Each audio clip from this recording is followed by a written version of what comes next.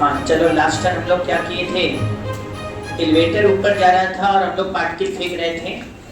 अब क्वेश्चन से शुरू करेंगे। वो क्या हुआ बेटा, हॉरिजॉन्टल में ट्रक चल रहा है, हॉरिजॉन्टल में मूविंग फ्रेम है और वहां से पार्टिकल फेंकना शुरू करते हैं। चलिए क्वेश्चन से खेल शुरू करते हैं। लिखिएगा, a truck moving with constant acceleration 5 meter per second square on horizontal road. लिखिए बेटा, a particle is projected from the truck. A particle is projected from the truck with velocity 20√2 meter per second. 20√2 meter per second at angle 45 degree with horizontal in direction of motion of truck. Find at what distance from the truck, at what distance from the truck particle strike the ground. Bracket में लिखेगा, height of truck is negligible, height of truck is negligible. क्या सब लोग लगाएंगे? आप शुरू करें। A few minutes later. आओ थोड़ा खेला जाए। क्या यहाँ 20√2 मीटर पर सेकंड से फेंका गया इसको? ये किसके रिस्पेक्ट में वेलोसिटी हुआ 20√2? ट्रक के रिस्पेक्ट में या ग्राउंड के रिस्पेक्ट में? ये कॉन्फिडेंस है बात बोलने में? इसके अलावा आप ट्रक से 20√2 मीटर पर सेकंड से फेंका तो वो velocity with respect to truck हो गया।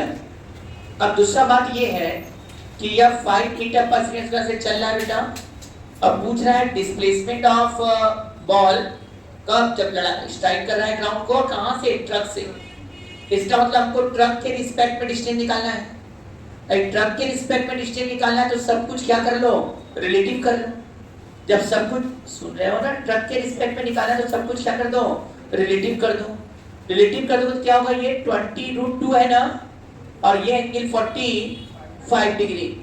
तो अब भाई ये तो समझ में आ गया, वेलोसिटी इधर 20 और इधर भी 20 है, तो ये समझ में आ गया कि ट्रक के रिस्पेक्ट में वेलोसिटी 20 है, जबकि जी जो एक्सेलरेशन है वो विद रिस्पेक्ट टू ग्राउंड है। इसका एक्सेलरेशन मुझे देखना पड़ेगा। अब ट्रक के रिस्पेक्ट में एक्सेलरेशन निकालना होगा तो इसमें से इसका एक्सेलरेशन वेक्टोरली सब्ट्रैक्ट कर देना है। वेक्टोरली सब्ट्रैक्ट करने का मतलब है डायरेक्शन के साथ सब्ट्रैक्ट करना, या हम कहते हैं एक्सेलरेशन को पलट के, भाई जैसे आपसे कहा कि इसके एक्सेलरेशन में से इसका एक्सेलरेशन वेक्टोरली घटाना है, तो जिसको घटाना होता है उसको पलट के जोड़ दिया जाता है। यही ना है हम लोग के सब्ट्रैक्शन, वेक्टर सब्ट्रैक्शन का रूल। बताओ, इसका एक्सेलरेशन इधर ना 5 है, यदि पलट के जोड़ेंगे तो क्या 5 इधर आ जाएगा कि नहीं? तो इधर का एक्सेलरेशन कितना आ गया, 5 मीटर पर सेकंड स्क्वायर। एक अच्छा सवाल। यदि हम ट्रक के रिस्पेक्ट में देखें तो इधर की तरफ जी है एक्सेलरेशन, लेकिन इधर हॉरिजॉन्टल की तरफ 5 मीटर पर सेकंड स्क्वायर है। इसका मतलब है इस बार यदि हम लोग को ट्रक के रिस्पेक्ट में बात करें, इस हाइट को नेग्लेक्ट कर दिया है। यदि हाइट को नेग्लेक्ट नहीं करता तो बेटा हमें h बराबर -uit plus half gt square वाला कंसेप्ट लगाना पड़ता, तो कि h नीचे होता, ui ऊपर। मान लो किसी को समय ट्रक का हाइट दे दिया, तब तो h equal to -uit plus half gt square आपको लगाना पड़ जाएगा। दे दिया ट्रक का हाइट इतना है तो तुरंत h equal to -uit plus half gt square. हाँ, यहाँ ट्रक का हाइट नेग्लिजिबल कर दिया तो क्वेश्चन आसान कर दिया है। तो ऑटोमेटिक हम ये देखेंगे इधर 20 और इधर g 10 है, तो ये पुराना बात हो गया। यदि हमको कहा जाए मैक्सिमम हाइट कब तक पहुंचेगा तो t बराबर ui/g होगा। क्यों भाई? और फिर ये ग्राउंड पर कब पहुंच जाएगी? हाइट को नेग्लेक्ट कर दिया है तो ग्राउंड पर पहुंचने का टाइम वही हो जाएगा। तो आप कहोगे यहां से यहां तक जाने में 2 सेकंड और यहां से यहां तक आने में भी 2 सेकंड, तो टोटल टाइम कितना आ गया? फ्लाइट टाइम टोटल कितना आ गया? 4 सेकंड। ये आ चुका होगा सबका। अब जब यहाँ पर ट्रक के रिस्पेक्ट में देखा जाए तो इसके पास हॉरिजॉन्टल में पीछे की तरफ एक्सेलरेशन है, तो यहाँ डायरेक्ट x बराबर ut plus half at square नहीं लगने जा रहा है। यहाँ डायरेक्ट x बराबर से हम लोग कहते हैं ना ux into t सॉलिड, क्योंकि ये जीरो होता था जनरल प्रोजेक्टाइल, लेकिन जब ट्रक के रिस्पेक्ट में बात कर रहे हैं तो रिलेटिव एक्सेलरेशन पीछे है, इसका मतलब यहाँ x बराबर uxt ना होकर क्या करना पड़ेगा, minus half ax into T square. Minus इसलिए क्योंकि ux आगे है और ax पीछे है। अब बताओ ux का वैल्यू कितना है हमारे क्वेश्चन में, ux का वैल्यू है कितना बेटा 20। टाइम कितना लगा बेटा इसको आने में 4 सेकेंड, हाफ हो गया, ax कितना हो गया 5, टी स्क्वायर कितना हुआ 4 का स्क्वायर 16। क्या बेटा ये 80 हो गया है, माइनस इसको काट दो, ये क्या 40 आया कि नहीं, x का वैल्यू कितना आ गया 40 मीटर। कहां से 40 मीटर, ट्रक से के रिस्पेक्ट में 40 मीटर दूरी पर जाकर यह पार्टिकल टकराएगा। कुछ आया समझ में, किए थे आप लोग, आवाज ही नहीं। क्या ट्रक के रिस्पेक्ट में कैसे निकाले, समझ में आया कि नहीं, सब कुछ ट्रक के रिस्पेक्ट में कर लिया। तो ट्रक चूंकि हॉरिजॉन्टल है तो रिलेटिव एक्सेलरेशन हॉरिजॉन्टल में आ गया, वर्टिकल में तो जी ही काम किया। तो फ्लाइट टाइम का तो वही चीज आया जो पहले था, बस x पर ध्यान दे देना होगा कि x equal to uxt minus half axt square हो गया। इसमें तो कोई दम नहीं है, तो ये ध्यान दे देना था कहाँ चाहे। मान लो जी कोई लड़का कहता नहीं सर हम रिलेटिव कंसेप्ट से नहीं लगाना चाहते, हम ग्राउंड के रिस्पेक्ट में देखना चाहते हैं कि एक चीज क्लियर, वो भी देख सकते थे। यदि ग्राउंड के रिस्पेक्ट में देखना चाहता है, जो सुन रहे हो ना, तो हमें ये भी देखना पड़ेगा कि जब हमने पार्टिकल को फेंका है उस समय ट्रक की वेलोसिटी कितनी है। उस समय हमको ये भी देखना पड़ेगा कि जब हम पार्टिकल को फेंक रहे हैं उस समय ट्रक की वेलोसिटी कितना है। मान लो उस समय ट्रक की वेलोसिटी u है, हाँ या ना, ट्रक की वेलोसिटी u है, तो हम तब भी हम लोग सॉल्व कर लेंगे इसको अच्छे से। और कैसे दिखा रहे हैं, एक मिनट रुक जाओ। हम कह रहे हैं अब ये तो तुरंत आ गया किससे, ग्राउंड के रिस्पेक्ट में, हम ट्रक के रिस्पेक्ट में देखना चाहते हैं। तो ट्रक के रिस्पेक्ट देखने में एक वेलोसिटी मानना पड़ेगा कि जिस समय बॉल फेंका गया उस समय उसकी वेलोसिटी, ट्रक की वेलोसिटी u है। यदि ट्रक की वेलोसिटी u है तो ग्राउंड के रिस्पेक्ट में, सुन रहे हो, ग्राउंड के रिस्पेक्ट में जो लिखे हैं ये 20 मीटर पर सेकेंड में u वेक्टोरली क्या करना पड़ेगा, ऐड करना पड़ेगा, क्योंकि ग्राउंड के रिस्पेक्ट में निकाला और ये किसके रिस्पेक्ट में वेलोसिटी है, ये ट्रक के रिस्पेक्ट में, तो हमें इसकी वेलोसिटी वेक्टोरली ऐड कर दिया। तो यहाँ का वेलोसिटी 20 प्लस u हो गया, जबकि इधर की वेलोसिटी 20 है। ग्राउंड के रिस्पेक्ट में ये g ही रहेगा, है कि नहीं। तो यदि हम x1 निकालें तो x1 ऐसे आ जाए, कहाँ गिरेगा बॉल, तो हम कहेंगे भाई 2 सेकंड जाना 2 सेकंड आना, भी 4 सेकंड आएगा, हाँ या ना बेटा। लेकिन x1 जो हो जाएगा इसका 20 प्लस u इंटू 4 हो जाएगा। जबकि x2 निकालेंगे मतलब ट्रक कितना चला, तो truck ut plus half at square, u कितना हो जाएगा, u ही मान लिया है, t कितना हो गया 4, और यहाँ प्लस हो जाएगा हाफ, a हो गया 5 और t स्क्वायर हो गया 60। बड़े आराम से देखा जाए तो हमें इसमें से इसको क्या कर देना है, सब्ट्रैक्ट कर देना है। जैसे x1 माइनस x2 करेंगे तो ये 4u क्या 4u से कैंसिल हो जाएगा, कि ये खत्म हो गया इससे बेटा, और ये बचा कितना 80, और ये सब्ट्रैक्ट कर रहे हैं ना तो माइनस हो जाएगा, और ये कितना आ जाएगा 40, तब भी कितना आ गया बेटा 40। ये क्या हुआ, ग्राउंड के रिस्पेक्ट में अलग अलग निकाल लिया कि भाई 4 सेकंड तो ये गेम लड़ेगा ही लड़ेगा, 4 सेकंड लड़ेगा तो उतने समय में ट्रक कितना चला और उतने समय में बॉल कितना चला। बॉल कितना चलेगा तो यहाँ मानना पड़ेगा u वेलोसिटी है, ग्राउंड के रिस्पेक्ट बात कर रहे हैं, u है तो इसकी वेलोसिटी 20 और u ऐड हो जाएगा तो 20 प्लस u, तो बस x1 हो गया 20 प्लस u इंटू टी, और x2 बाई ट्रक है ये तो ut plus half at square से चलेगा, वो लिख दिया। x1 माइनस x2 कर दिया, निकल कर आ गया कि ट्रक से कितने दूरी पर जाकर गिरे। हाँ यहाँ मैंने एक बात ध्यान देंगे, ट्रक का हाइट को नेगलेक्ट किया है। एक ट्रक का हाइट को नेगलेक्ट ना करते तो h बराबर क्या लिखते फॉर्मूला बेटा, minus ut plus half gt square, तब की निकलता है। यहाँ तो t आसानी से निकल गया, हो जाएगा। ऐसे क्वेश्चन ही करने पड़ेंगे, एक तो और लग जाएगा ना बेटा ये। अब आ जाओ एक, बल्कि इससे मिलता जुलता है एक जनरल क्वेश्चन हम बनाते हैं, लिखिए जैसा, a particle projected from ground, a particle projected from ground at certain angle,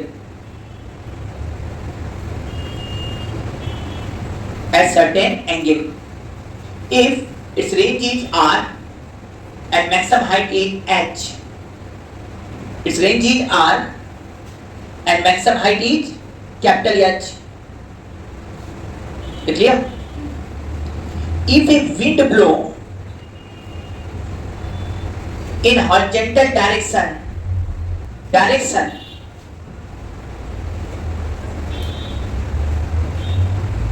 with constant acceleration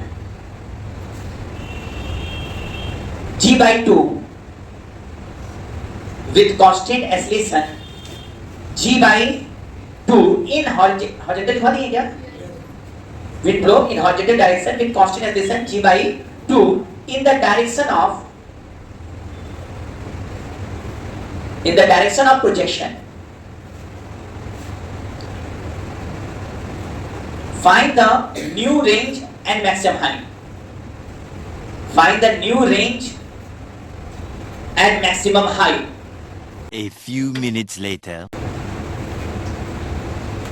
देखिएगा, ये क्वेश्चन जनरल था, आया हुआ था, इसलिए मैंने दे दिया आप लोगों को। मान लीजिए u और थीटा पर किसी चीज को फेंक रहे हैं और ये जाकर गिर रहा है, तो रेंज r जो है समझ में आ रहा होगा, r इक्वल टू एक्चुअल में u cos theta into capital T होगा फ्लाइट टाइम, जबकि मैक्सिमम हाइट ही दिया जाए तो 1/8 gt स्क्वायर। याद होगा सब लोग? यदि हम लोग यहाँ बात करें कि जब विंड इधर ब्लो करने लगेगा और इस विंड ब्लो करके इसको एक्सेलरेशन दे देगा g/2, तो इसका मतलब है कि ये जो बॉल है उसको किसी ने पार्टिकल जो है उसको हॉरिजॉन्टल डायरेक्शन में एक्सेलरेशन मिल गया।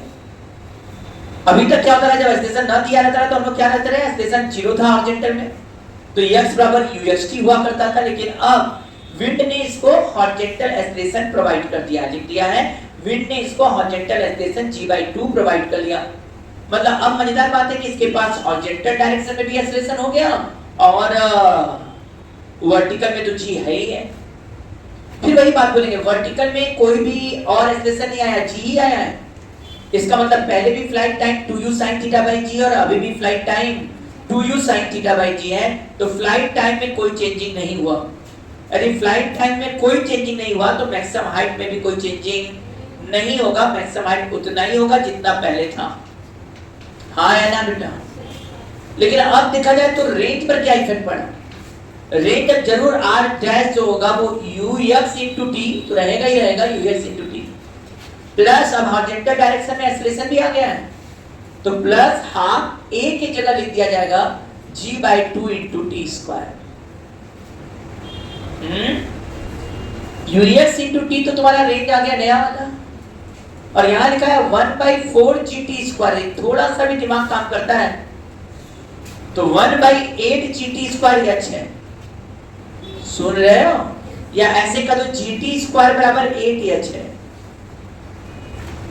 रख दो यहाँ gt स्क्वायर, 8h रखते ही 4 से 8 कटेगा और यहाँ आ जाएगा r प्लस, यहाँ आ जाएगा r प्लस 2h।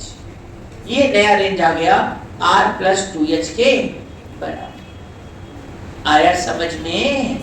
इसमें बस ये दिखाना चाह रहे हैं कि यदि हॉरिजॉन्टल डायरेक्शन में एक्सेलरेशन मिल गया तो जो uxt था वो uxt plus half ax into t square हो जाएगा। कर लिया सब लोगों ने? चलिए इसको हटाएं। एक क्वेश्चन और लिखिए, ए पार्टिकल प्रोजेक्टेड फ्रॉम ग्राउंड, दिख रहा है बेटा ना? ए particle projected from ground with velocity 40√2 meter per second, with velocity 40√2 meter per second at angle 45 degree at a distance 120 meter, at a distance 120 meter from a smooth vertical wall, from a smooth vertical wall, from a smooth vertical wall, particle strike the wall elastically, particle strike the wall elastically and bounces back, particle strike the wall elastically and bounces back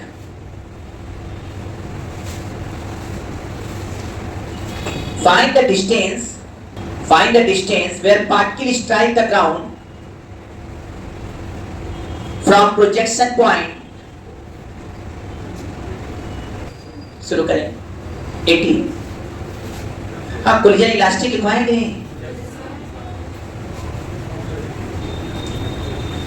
A few minutes later. आइए देखते हैं कैसे कहाँ जा रहा है सबका answer.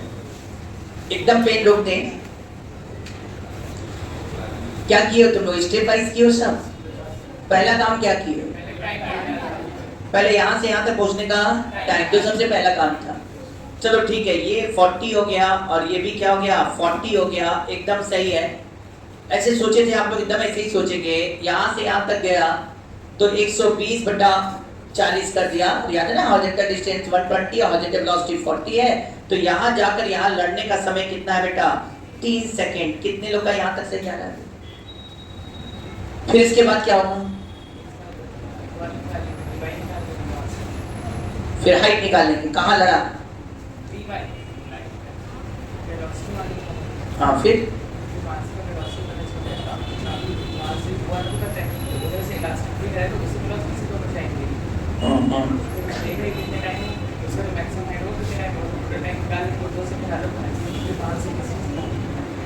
Time कैसे निकाल लिया? एक्चुअली हम आपकी मेथड से लगा रहे हैं. अभी हमारा कंसेप्ट अलग है.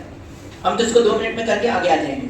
लेकिन हम चाहते जैसे तुम लोग सोचे हो पहले उस आधार पर हम पढ़े, फिर अपना कंसेप्ट भी दे रहे हैं. ठीक है ना? 2 मिनट रुक जाओ. जब ध्यान दीजिए, जैसे आप लोगों ने कहा हमको, हम पूरी तरह माने 120 है सर. पहले ये निकालो कि किस हाइट पर लड़ा. तो हाइट निकालना होगा तो तुरंत हम कहेंगे भाई h बराबर UIT minus half GT square. UI हो गया 40, T हो गया 3, हाफ G माने 5, G 10 है तो हाफ G 5 हो गया और T स्क्वायर तुम लोग के हिसाब से 9. 120 माइनस 45. क्या इसको कर पाओगे कि नहीं? 120 माइनस 45 कितना आ जाएगा बोलो? हाँ, ये 75. मतलब इतना क्लियर हुआ कि ये कितने हाइट पर लड़ रहा है सर? 75 मीटर के हाइट पर लड़ा. पहला पॉइंट. दूसरा, जिस समय लड़ रहा है इसके पास हॉरिजॉन्टल वेलोसिटी कितना है? 40 और वर्टिकल वेलोसिटी निकालोगे 3 सेकंड में तो Vy बराबर UI माइनस GT होता है.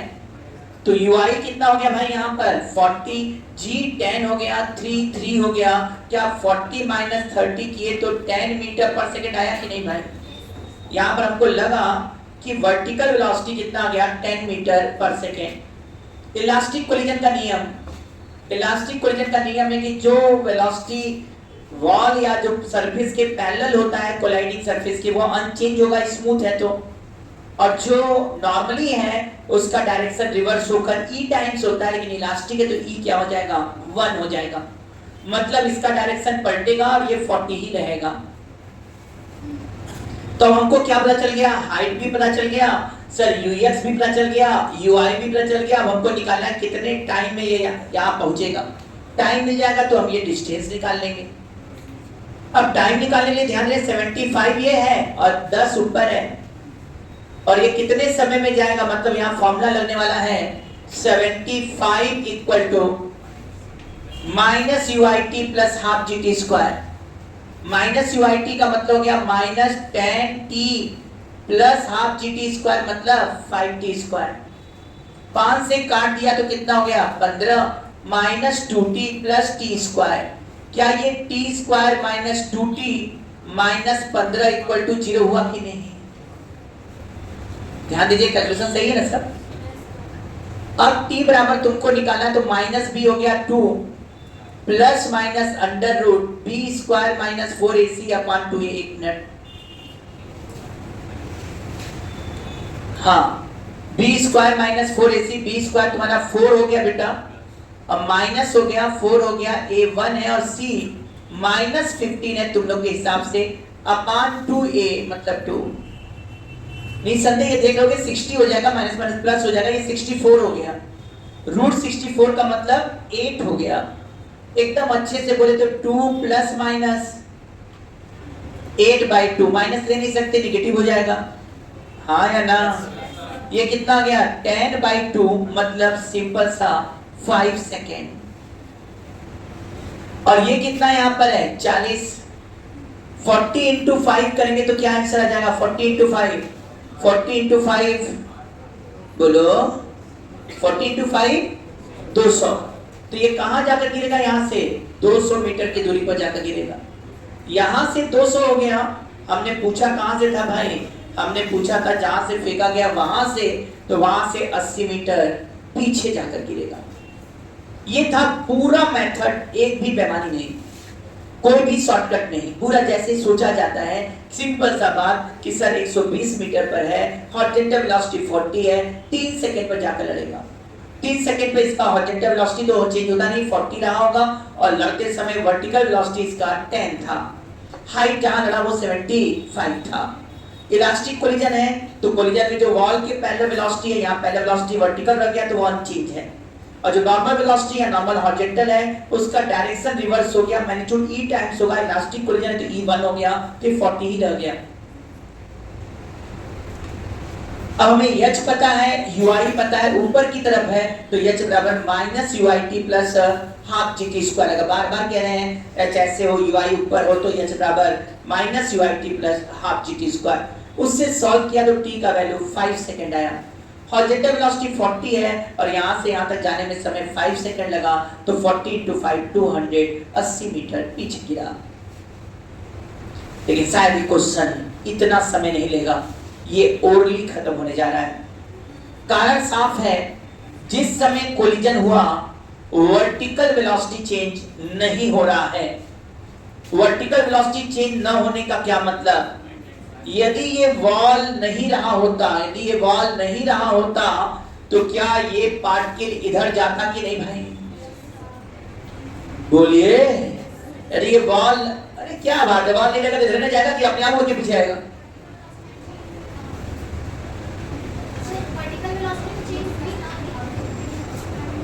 क्या कोलिजन के दौरान वर्टिकल वेलोसिटी चेंज हुई? क्या कोलिजन के दौरान वर्टिकल वेलोसिटी चेंज हुई? जब कोलाइड कर रहा है उस समय, यहां से यहां कंपेयर थोड़ी करते हैं। कोलिजन पर बात करिए चुपचाप, जहां कोलिजन, क्या यहां वर्टिकल वेलोसिटी चेंज हो रही है?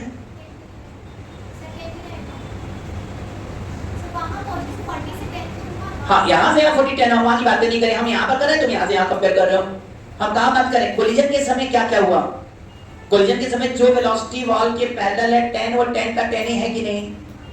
तो क्या मतलब है? चेंज नहीं हुआ उस जगह पर जाए। और कौन सा वेलोसिटी है? हॉरिजॉन्टल वेलोसिटी है, जो कितना है 40 था, उसका डायरेक्शन क्या हो गया? रिवर्स हुआ, ये चेंज हुआ बल्कि।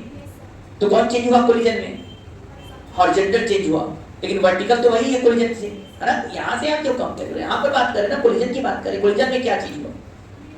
ये समझ में आया? अब बताओ, यदि तुम्हें ये न लड़ा होता तो क्या ये आगे जाता? हाँ, अब लड़ गया तो क्या हुआ? ये पीछे आएगा। लेकिन वर्टिकल वेलोसिटी जितना पहले था उतना ही, न लड़ता तो भी 10 था, और लड़ा तो भी 10 ही है। अब एक थ्योरी है, छोटा सा बात, यदि हम तुमसे कहें कि ये h है, इधर वेलोसिटी मान लो 10 है और इधर वेलोसिटी 30 है, एक पार्टिकल फेंका गया, सुन रहे हो?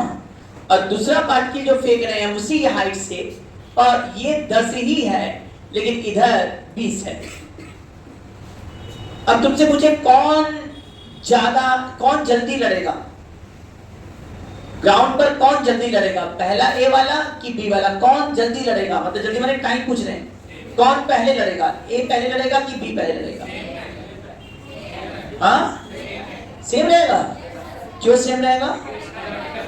क्योंकि जब हम टाइम निकालेंगे तो टाइम में y बराबर uit plus half gt square वाला कंसेप्ट लगने वाला है।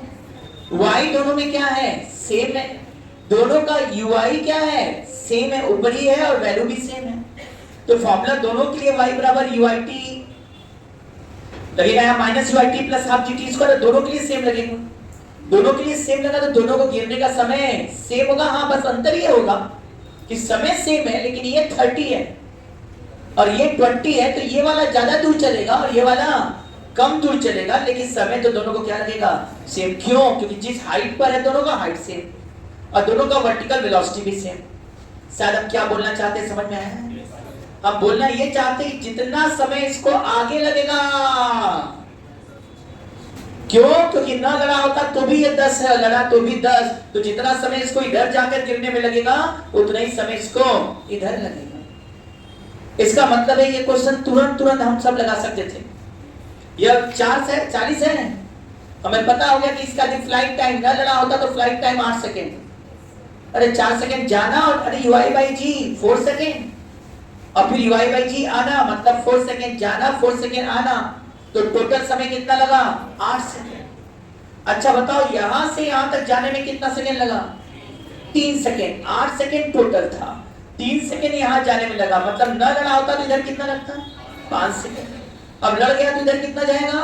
5 सेकेंड, वो तो 5 ही रह गए। और ये 40 है, 40 इंटू 5 कितना हो गया?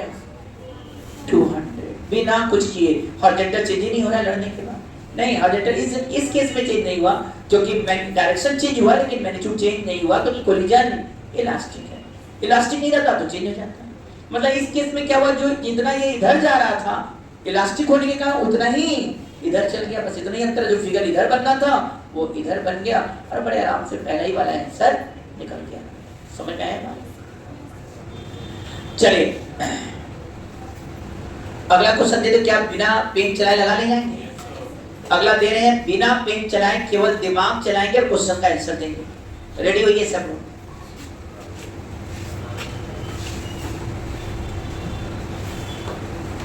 ये 60√2 मीटर पर सेकेंड, एंगल 45 डिग्री, और ये है 240 मीटर। और इस बार E का वैल्यू कोएफिशिएंट ऑफ डिस्ट्रीब्यूशन 0.5 है। अब ये पार्टिकल जाएगा, यहां लड़ेगा, लड़ के उछल कर आएगा। क्वेश्चन यही है कि A से कितना पीछे या कितने आगे जाकर पार्टिकल स्ट्राइक करेगा। हाँ, दिमाग से आंसर दो। A से कितना आगे या कितने पीछे जाके लड़ेगा। E का वैल्यू 0.5 है, या वहीं पर रहेगा? कितना आगे कितना पीछे? बोलो, क्यों सेम रहेगा? समझाओगे? कितने लोग समझाएंगे? और लोग कर क्या रहे? पेन रोके। ये पेन चला चला के सब अपना दिमाग बंद कर दिए हैं, आदत गंदा सा पड़ा हुआ। पेन रोक दो भाई। ये बताओ, यहां 60 दिखाई दे रहा है, यहां भी 60 दिखाई दे रहा है, हाँ है ना? बताओ यहां से यहां तक पूरा जाने का समय कितना होता है? जल्दी बताओ, पूरा समय क्या होगा? फ्लाइट टाइम कितना होगा? कितना होगा? अब बताओ यहां से यहां तक जाने का समय, आवाज नहीं है, 4 सेकेंड है। कितना सेकेंड उधर जाता? 8 सेकेंड। क्लियर है? अब ये 8 सेकेंड इधर जाएगा, लेकिन एक दिक्कत हो गया कि ये वेलोसिटी 60 है ना, तो इधर क्या रह जाएगा? 60। लेकिन लड़ने के बाद यह हॉरिजॉन्टल वेलोसिटी चूंकि नॉर्मल है, तो 60 इंटू 0.5 मतलब इधर कितना हो जाएगा? 30। अब ये पूरा 12 था, ये यहां से आता 4 हुआ, तो बचा समय 8 है, लेकिन यह वाला वेलोसिटी 30 हो गया हॉरिजॉन्टल लड़ने के बाद, तो 30 इंटू 8, अरे UHT ना निकलेगा हॉरिजॉन्टल, और 30 इंटू 8 कितना हो गया? 240, 240। यहां से 240 मतलब जहां से फेंका था वहीं आकर गिर जाएगा। क्या मजेदार क्वेश्चन था? समझ में आया? क्या इसमें पेन चलाना था क्या? कई लड़के तुरंत का तुरंत आंसर बोले, तो समझ के बोल देना था। रेडी हो? आवाज में दम नहीं है? हाँ, अब ठीक है। अब जल्दी से आंसर दोगे सब लोग, बिना पेन चलाए। हम डाटा आसान दे रहे हैं। यह वेलोसिटी 50√2 मीटर पर सेकेंड, एंगल 45 डिग्री। रेडी है? आवाज में दम है? आवाज में दम? तब ठीक है, आ जाओ। बहुत मेहनत कराते सब। 45 डिग्री है, और यह डिस्टेंस तुम लोग के कहने पर हम दे दे रहे हैं 100 मीटर। ठीक है, और E दे दिया 0.5, आपको बताना है कि ए से जहां से फेंका गया पोजीशन पॉइंट से कितने पीछे या आगे गिरेगा ये, कितना कंफर्म, कितना पीछे की आगे, कितना पीछे, समझ में आया कैसे 100, कैसे 100 बोल दिए भाई। ये 50 है, ये भी कितना है 50। तो यहां से पहले देख लिया, यहां से यहां तक जाने का समय तो 2 सेकंड हो गया, और फ्लाइट टाइम कितना हो गया, कितना हो गया 10 सेकंड। 10 सेकंड में से 2 सेकंड गया तो कितना बचा, क्या ये 8 सेकंड में वापस आया? अच्छा अब ये बताइए 50 है, लड़ने के बाद इसकी वेलोसिटी 20, अब 25 में कितने का मल्टीप्लाई करेंगे, हॉरिजॉन्टल डिस्टेंस आ जाएगा 8 का, 25 हॉरिजॉन्टल वेलोसिटी हो गया है, तो 25 into 8 कितना हो गया 200, यहां से 200, तो यहां से 100। बताओ जो क्वेश्चन इतना बड़ा लग रहा था, एच निकालो, ये करो, क्या ये तुरंत खत्म हो गया कि नहीं? लेकिन इसके साथ साथ एक अच्छा सा कंसेप्ट भी क्लियर हुआ। यदि हम तुमसे कहते कि एक हाइट पर है हम और 2 पार्टिकल को फेंक रहे हैं, मान लो एक ही तरफ फेंक रहे हैं, ऐसा फेंक रहे हैं कि दोनों का वर्टिकल वेलोसिटी सेम, जैसे ये भी 20 और ये भी 20, लेकिन हॉरिजॉन्टल वेलोसिटी इसका 30 और इसका 40।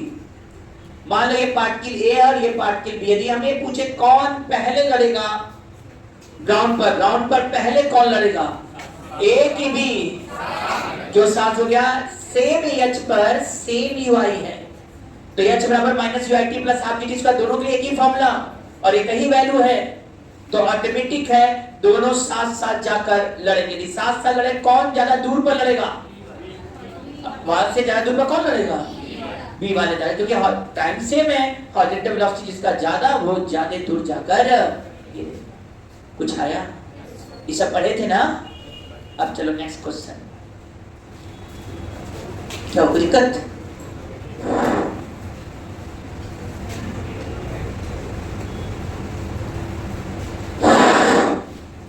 चलो ये 40√2 मीटर पर सेकंड से पार्टिकल प्रोजेक्ट कर रहे हैं और एंगल 45 डिग्री है। ये पॉइंट ए से प्रोजेक्ट किया, ये यहां से लड़ा, यहां कोलिजन का कोएफिशिएंट ऑफ डिस्ट्रीब्यूशन 0.5 है, फिर लड़के फिर ऐसे गया, फिर लड़कर ऐसे गया, आपसे पूछ रहा है ये R1 है, ये R2 है, सुन रहे हो, और ये R3 है। Find the value of R1, R2 and R3. Find the value of R1, R2, R3. बिना पेन चलाए दिमाग से चलाइए।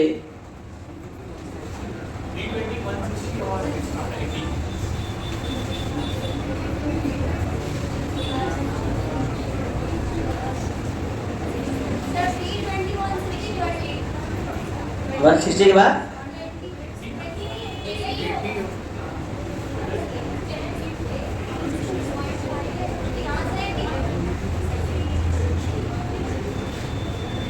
देर देर में बुद्धि खुलता रहता है ना।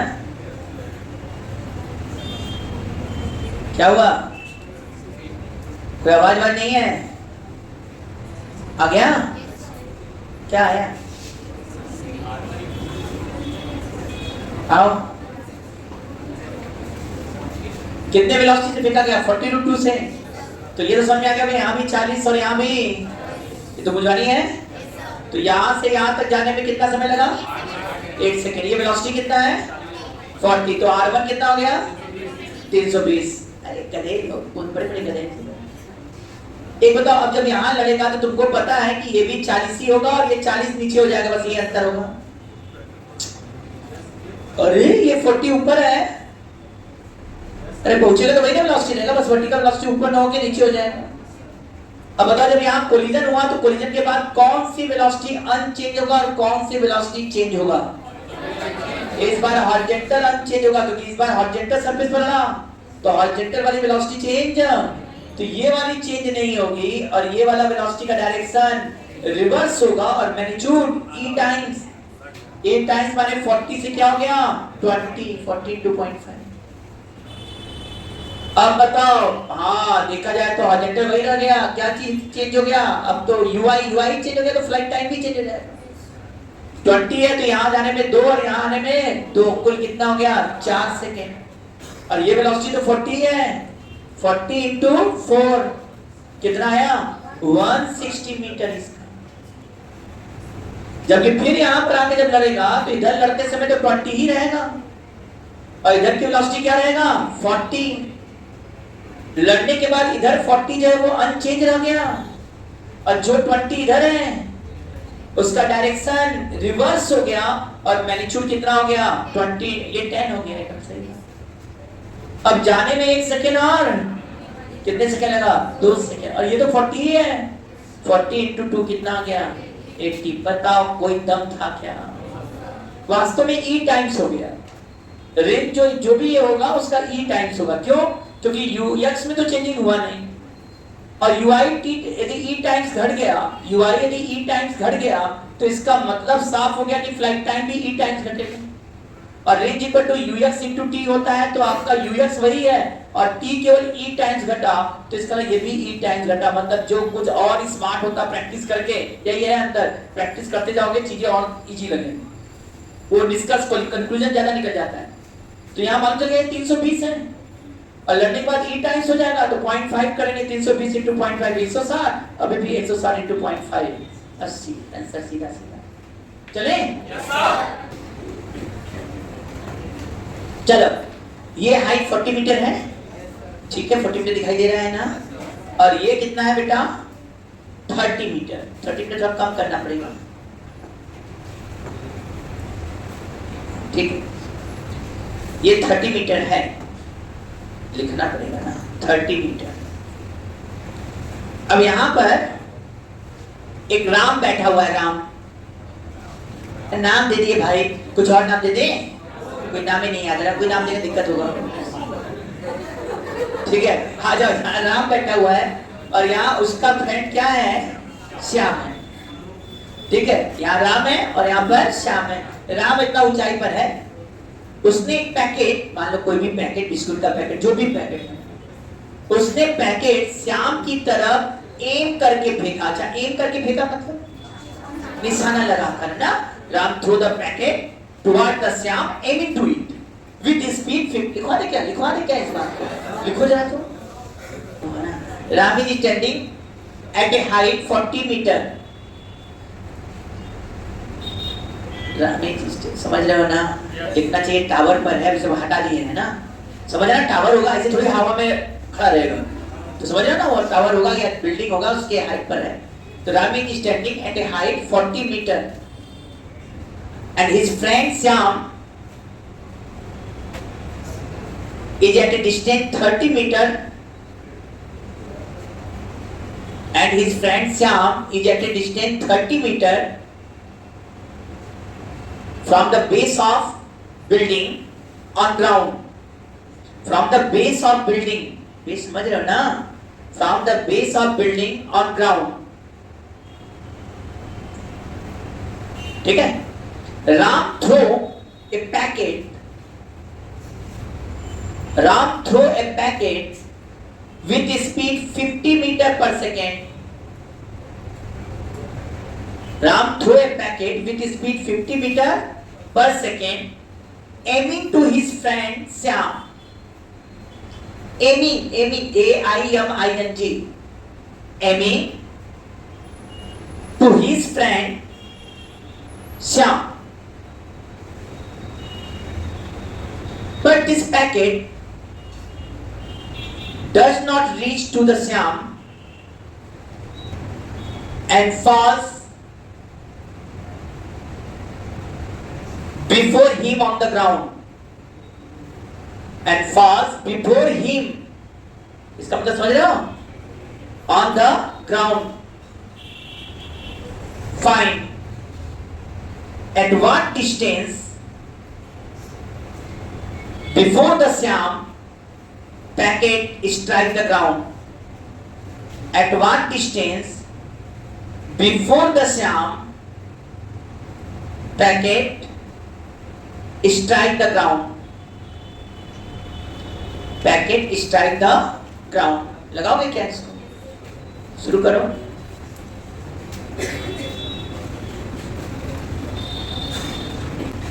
राम ने श्याम को इन करके पैकेट फेंका और वह पैकेट शाम के पास न गिरकर उससे पहले गिरा।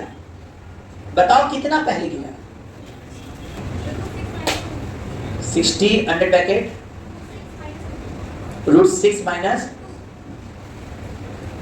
A few minutes later. आगे बेटा।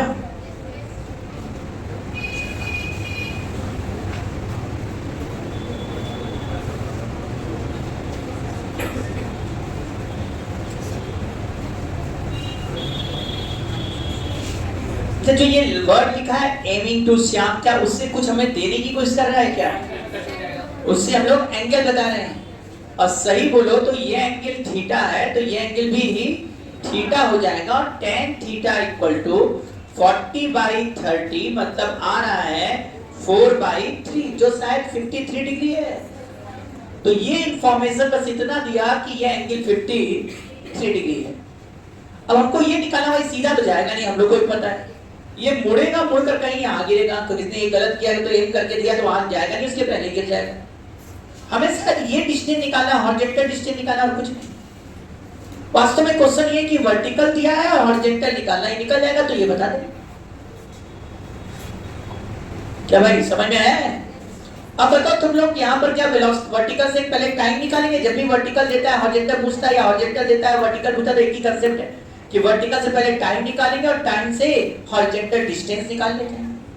तो भाई अब बताओ ये 50 है ना? क्या इधर कमेंट तोड़े हो सब लोग? 50 cos 53 cos 53.6, क्या ये 30 और ये क्या 40 आया कि नहीं है? क्यों भाई समझ में आया है? अब बताओ यहाँ पर h हो गया नीचे की तरफ, h भी नीचे, ui भी नीचे और g भी नीचे, तो हम कहते हैं ये 40 हो गया। बोलो। और ui भी किधर है? नीचे, तो ये भी कितना हो गया? 40 into t, ui भी नीचे हो गया, g भी नीचे ही है, प्लस हाफ g माने 5t स्क्वायर।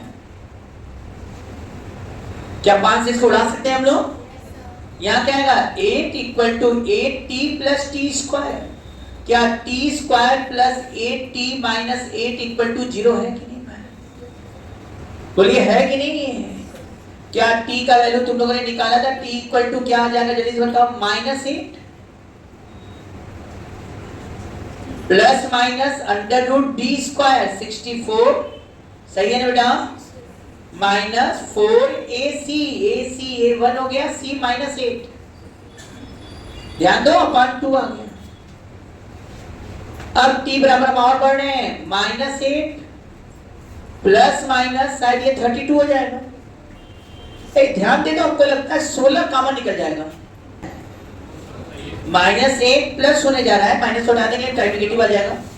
और मैंने कहा यहाँ 32 होगा, यहाँ 64 प्लस होगा 32, तो मैं 16 कॉमन निकाल लिया। 16 इसलिए ले रहे, रूट के बाहर आ जाएगा 4, तो 4 बाहर, अंडर रूट में 16 निकला है, तो यहाँ 4 बचेगा और यहाँ 2 बचेगा। अरे सही जा रहा है।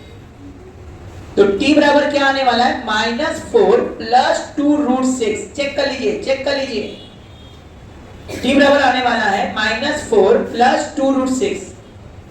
अब जल्दी से बताइए ये डिस्टेंस कितना हुआ यहां से? तो x इक्वल टू 30, तो दिक्कत है क्या? 30 इंटू -4 प्लस 2√6, सही बोला जाए तो ऐसे लिखना चाहिए 60√6 माइनस 120, ये लिखने का तरीका है। 60√6 माइनस 120 हो गया कि नहीं यहां तक? अब बताओ ये पूरा 30 है और यहां से यहां तक x है, तो ये जो डिस्टेंस आएगा, क्या ये डिस्टेंस 30 माइनस x होगा कि नहीं? 30 तो ठीक है, माइनस भी ठीक है, x 60√6 माइनस 120। शायद ये घटाओगे जब तो 30 माइनस माइनस प्लस हो जाएगा। यहाँ आंसर आने जा रहा है 150,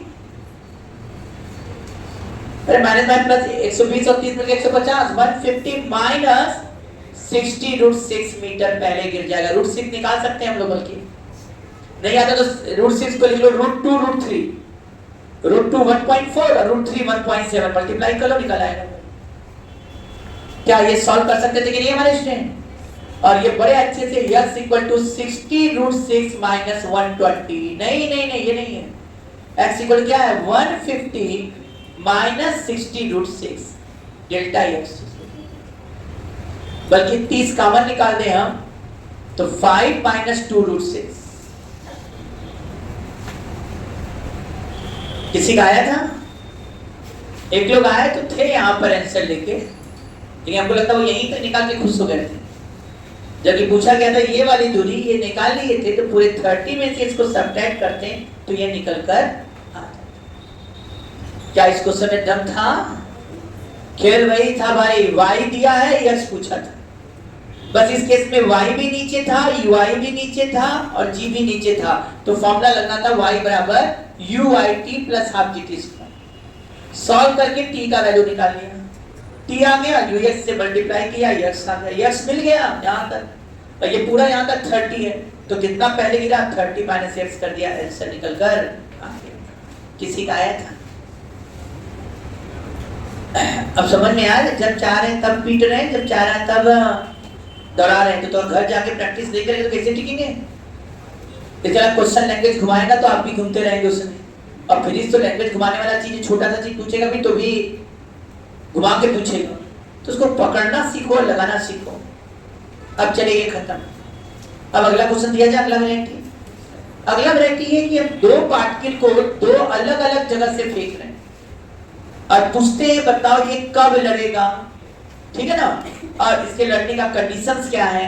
तो चलो उस पर पहले हम लोग बात कर लेते हैं अच्छे से। जनरली ऐसा क्वेश्चन होता है कि हम दो पार्टिकल को अलग अलग जगह से फेंक रहे हैं, जैसे ये h1 है और ये हाइट h2 है। सुन रहे हो? चलो अब ये u से फेंका, u1 से फेंका, एंगल कितना हो गया थीटा। मान लो इसको फेंको u2 से और ये एंगल कितना हो गया थीटा 2, कितना हुआ ना? अब कंपोनेंट तोड़ लोगे ना, तो कंपोनेंट तोड़ोगे तो कैसे टूटेगा भाई, इधर हो जाएगा। हाँ, अब ये भी मान लो d है। अब पूछ दे आपसे कि सर ये लड़ेगा कि नहीं लड़ेगा, ये कब लड़ते हैं? या देखो ये u1 वेलोसिटी है ना, यह हो गया u1 cos थीटा 1 और ये u1 sin थीटा 1 तोड़ लेना, इधर u2 cos थीटा 2 तोड़ लेना और इधर u2 sin थीटा 2 तोड़ लेना, और देख लेना कि कौन सा सेपरेशन दिया। कभी हॉरिजॉन्टल सेपरेशन दिया रहता है क्वेश्चन में और कभी वर्टिकल सेपरेशन दिया रहता है। पूछे कि किस समय लड़ेगा, ये कंडीशन पूछा जाए तो देखो लड़ने का कंडीशन सब कुछ दिया, और पूछा जाए कब लड़ेगा तो लड़ने का तरीका ये होता है कि जो सेपरेशन का डायरेक्शन है वही रिलेटिव वेलोसिटी का डायरेक्शन होगा, तभी वो लड़ेगा। क्योंकि सीधा चलेगा, यहाँ बैठने वाले आदमी को ये दिखना चाहिए कि वो पार्टिकल उसकी तरफ आ रहा है तो जाकर उसको स्ट्राइक कर जाएगा या उस पार्टिकल से लड़ जाएगा। रिलेटिव कांसेप्ट ये है कि एक को रोक दो और दूसरे को चला दो।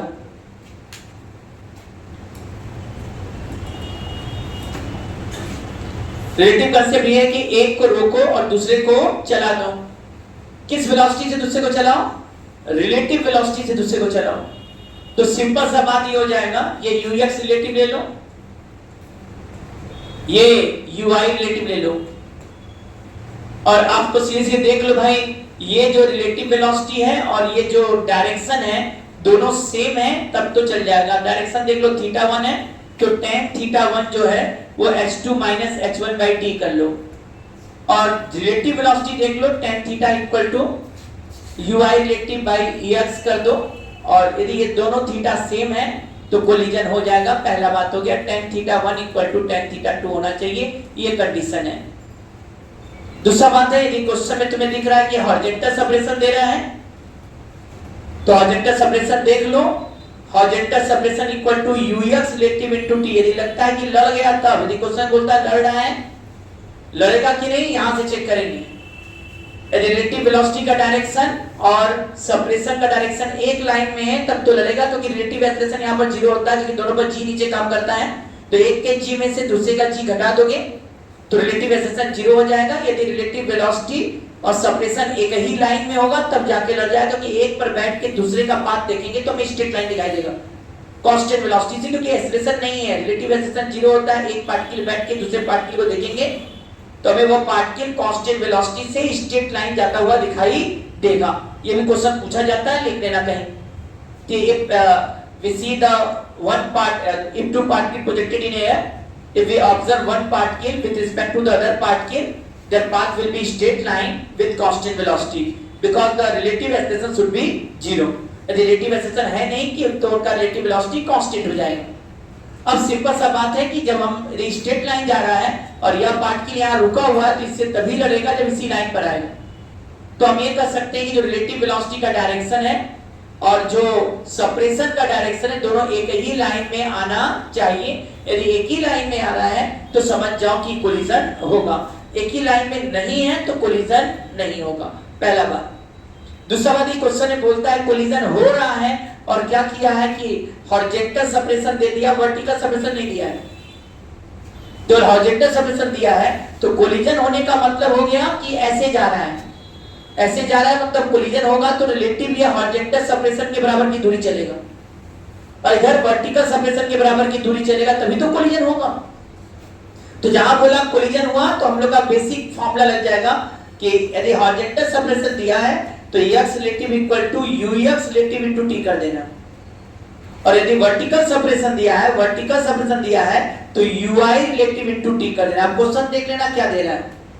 यदि हॉरिजॉन्टल सेपरेशन दे रहा है तो x डायरेक्शन में रिलेटिव वेलोसिटी निकाल कर इनटू t कर देना, टाइम निकल कर आ जाएगा x डायरेक्शन का। और यदि वर्टिकल सेपरेशन दिया होगा h1 दे दिया, h2 दे दिया, अब तब तुम लोग uy रिलेटिव निकाल लेना, uy रिलेटिव इनटू t कर देना, यहां से भी t निकल जाएगा। तो इस तरह से हम टाइम निकाल सकते हैं कि दो पार्टिकल फेंका जाए और किस समय ये लड़ेगा, तुम चाहोगे तो निकाल लोगे। अब लो अगला क्वेश्चन ले लो, एक को खत्म करते हैं इसको। देखो ये 20 मीटर, ये हाइट 40 मीटर है।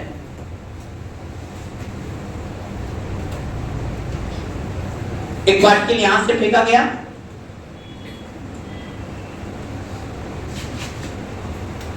√2 मीटर पर सेकेंड से, एंगल 45 डिग्री।